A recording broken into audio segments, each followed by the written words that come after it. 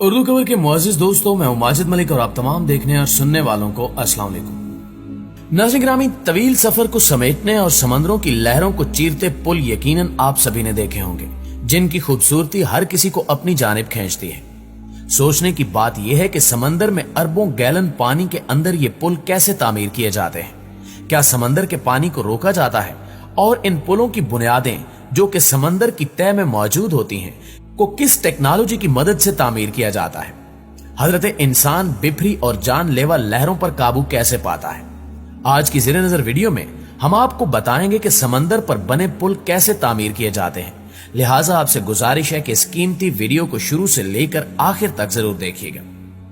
नाज़रीन गिरामी, दुनिया की आबादी जैसे जैसे बढ़ रही है वैसे वैसे शहर खचाखच बढ़ते जा रहे हैं और इंसानों के पास अब जमीन पर जगह कम पड़ने लगी है। मुस्तकबिल के पेश नजर साइंसदान समंदरों में तामीरात कर रहे हैं, जबकि फासलों को समेटने के लिए समंदर के ऊपर पुल भी बनाए जा रहे हैं।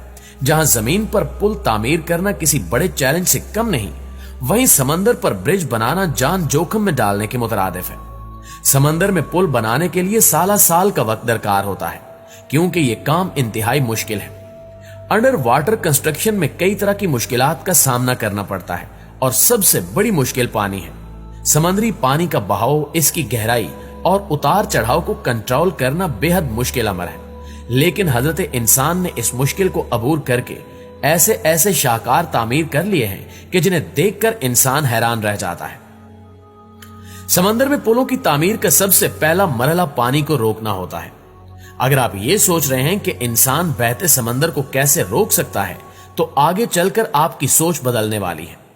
दरअसल जब किसी समंदर पर पुल तामीर करने का इरादा किया जाता है, तो सबसे पहले उसकी फाउंडेशन यानी बुनियाद को बनाने का मरहला आता है। इस मरहले में माहिर गोताखोर समंदर की तह में जाकर मालूमात इकट्ठी करते हैं कि आया इंतखाब शुदा जगह पर समंदर का पानी कितना